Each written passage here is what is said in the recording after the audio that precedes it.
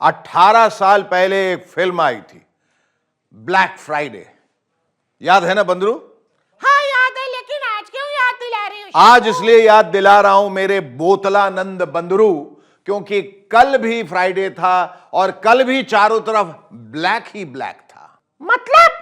मतलब कल फ्राइडे के दिन कांग्रेस के नेताओं ने ब्लैक कपड़े पहनकर महंगाई के मुद्दे पर देशव्यापी विरोध प्रदर्शन किया और बीजेपी ने रेड येलो यानी लाल पीला होकर उसका विरोध किया और पुलिस ने अपने खास पुलिसिया अंदाज में कांग्रेसी नेताओं का स्वागत सत्कार किया।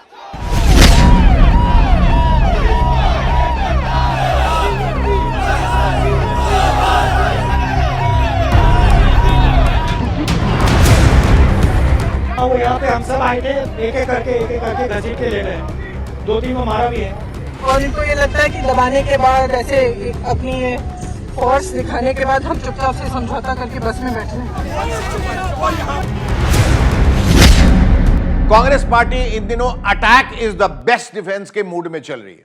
कहने का मतलब यह है कि पार्टी आक्रामक दिख रही है और सरकार के खिलाफ मोर्चा खोलने के मूड में लग रही है। वैसे सरकार की तरफ से नेशनल हेराल्ड के मामले पर एनफोर्समेंट डायरेक्टरेट यानी ईडी सोनिया गांधी और राहुल गांधी से पूछताछ कर। कांग्रेस का कहना है कि सरकार उसे दबाने की कोशिश कर रही है, लेकिन वो नहीं झुकेगी। जितना मैं सच्चाई बोलूंगा उतना मेरे ऊपर आक्रमण होगा। मेरी प्रॉब्लम यह है कि मैं सच्चाई बोलता हूं, मैं डरता नहीं हूं। तो मैं अपना काम करूंगा, लोकतंत्र के लिए खड़े होने का काम करूंगा, महंगाई का मुद्दा उठाने का काम करूंगा, बेरोजगारी का मुद्दा उठाने का काम करूंगा और मेरे ऊपर और आक्रमण होंगे। खैर, यह अलग बात है। फिलहाल तो फोकस करते हैं कांग्रेस के ब्लैक फ्राइडे दिवस पर।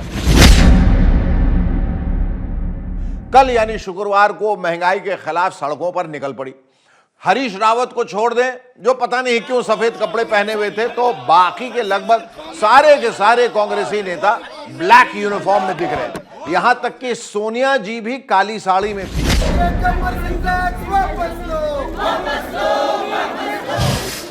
राहुल गांधी और प्रियंका भी सर से लेकर पांव तक काले कपड़ों में थे, लेकिन इन सब में सबसे ज्यादा जोश में थी प्रियंका गांधी। वो इतने जोश में थी कि पुलिस के बैरिकेड को भी लांग गई। प्रियंका की देखा देखी दूसरों ने भी ऐसा ही किया।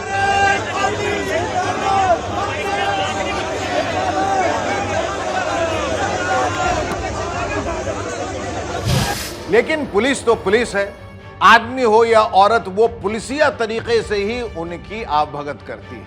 तो दिल्ली पुलिस ने प्रियंका गांधी की आवभगत किस तरह से की, ये आप खुद ही देखिए।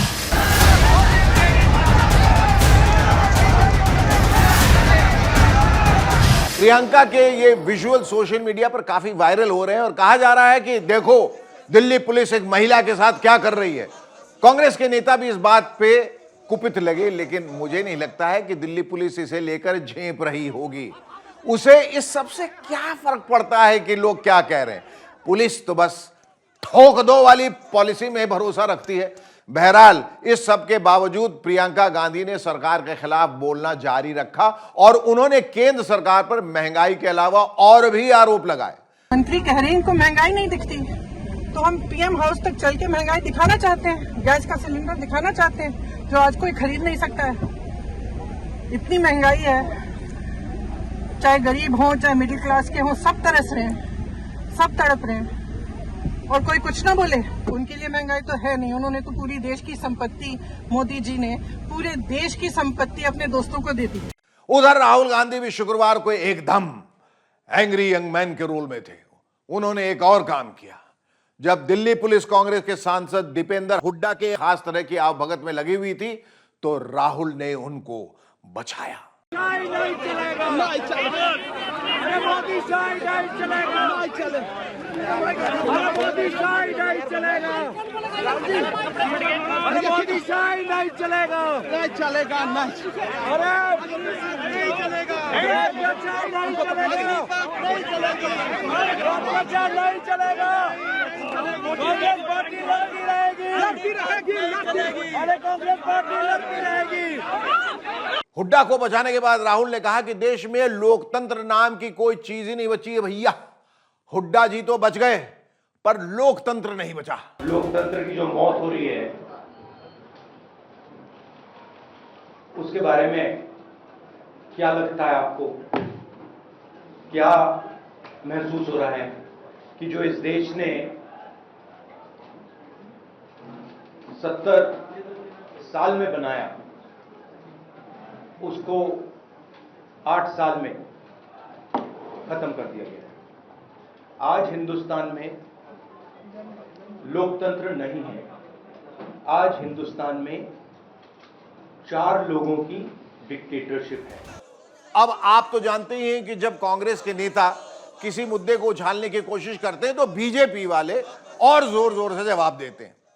कांग्रेस 440 वोल्ट का करंट लगाती है तो बीजेपी 880 वोल्ट का। बीजेपी की रणनीति यह होती कि अच्छा तुम अग्रेसिव हो रहे हो, हम डबल अग्रेसिव होंगे, यानी तू डाल डाल तो हम पात पात। और इस सब कंपटीशन में सबसे ज्यादा फायदा मिल गया रविशंकर प्रसाद को, जो मंत्री पद से हटाए जाने के बाद लगभग गायब ही हो गए थे। तो रविशंकर जी ने मौके को फटाफट लपक लिया और कैमरे के सामने प्रकट हो गए और हो गए शुरू। बेरोजगारी की चर्चा एक बहाना है, मूल रूप से ईडी को डराना, धमकाना और परिवार को बचाना है। लोकतंत्र खतरे में है, यह दुहाई देना बंद करें। भ्रष्टाचार तंत्र कांग्रेस का खतरे में है और हम चाहते हैं वो खतरे में रहे, वो कार्रवाई होगी, रुकेगी नहीं। रविशंकर जी ने तो राहुल प्रियंका के प्रदर्शन को ईडी के कार्रवाई से ही जोड़ा, लेकिन गृह मंत्री अमित शाह और उत्तर प्रदेश के मुख्यमंत्री योगी आदित्यनाथ जी ने तो इसे राम मंदिर से ही जोड़ दिया। कैसे जोड़ा, देखिए। श्री राम जन्मभूमि मंदिर का शिलान्यास किया, आज उसी का पवित्र दिन। हर रोज जो प्रदर्शन करते थे आप सभी ने भी देखे हैं, आप सभी ने भी उनके कपड़े देखे। आज सभी लोग, बड़े से बड़े नेता से लेकर छोटे से छोटे कार्यकर्ता तक, सारे कांग्रेसी काले कपड़े पहनकर आए थे। प्रचंड रूप से उन्होंने एक संदेश भेजने का प्रयास किया है कि राम जन्मभूमि का जो शिलान्यास हुआ वो, और अब जो भव्य मंदिर बनने जा रहा है, दोनों के साथ हमारा विरोध है। 5 अगस्त की तिथि को श्री राम जन्मभूमि मंदिर निर्माण कार्य के शुभारंभ दिवस के दिन, अयोध्या दिवस के दिन, माननीय उच्चतम न्यायालय के सम्मान दिवस के दिन राम भक्तों को अपमानित करने वाला कांग्रेस का यह आचरण एक बार फिर जग जाहिर हुआ है। और ऐसे समय में रामदास अठावले को लगा कि मुझे भी कुछ कहना चाहिए। हालांकि वो बीजेपी में नहीं है लेकिन एनडीए में तो है। तो सामूहिक जिम्मेदारी की भावना के तहत उनका इस हल्ला बोल अभियान के बारे में यह कहना था। तो राहुल गांधी जी जिस तरह बातें करते हैं, अभी उनके जो एमपी काला ड्रेस पहन रहे हैं, तो हमारा कहना है कि अगर आप पहनते रहेंगे ड्रेस काला, अगर आप पहनते रहेंगे ड्रेस काला, तो आपके मुंह को लगाना होगा ताला। तो मतलब ये ऐसा काला ड्रेस पहनकर नाटक करना कोई अच्छी बात नहीं है। तो कुल मिलाके गर्मा गर्मी और तनातनी जारी है। कांग्रेस बीजेपी और सरकार को घेरने में लगी है और बीजेपी कांग्रेस और गांधी परिवार को। और ये जो मुद्दा है ना, जिसको महंगाई कहते हैं, वो कहीं दुबक कर बैठ गया है। नहीं, मेरे कहने का मतलब ये नहीं है कि महंगाई कम हो गई, वो तो बढ़ रही है कांग्रेस और बीजेपी की तनातनी से भी ज्यादा। और पूरे देश में वो गाना भी लगातार बज रहा है कि सखी सैया तो खूब ही कमात है, महंगाई डायन खाए जात है। तो महंगाई बढ़ रही है, लेकिन बतौर राजनीतिक मुद्दा उसको छिपाने, बिठाने और दबाने की कोशिशें उससे भी ज्यादा तेजी से बढ़ रही हैं। ये हैं शर्मा जी, जो रात का खाना और देश दुनिया की सुर्खियां दोनों लेते हैं सुमित अवस्थी के साथ। अब ये हैं इनके पड़ोसी बनर्जी साहब। मिष्टी दोई खाते खाते पूरा बंगाल जान लेते हैं सुमन दे के साथ। इनकी तरह आप भी देखें अपने फेवरेट न्यूज एंकर को एक ही ऐप पर और डाउनलोड कीजिए एबीपी लाइव ऐप अपने स्मार्ट टीवी पर।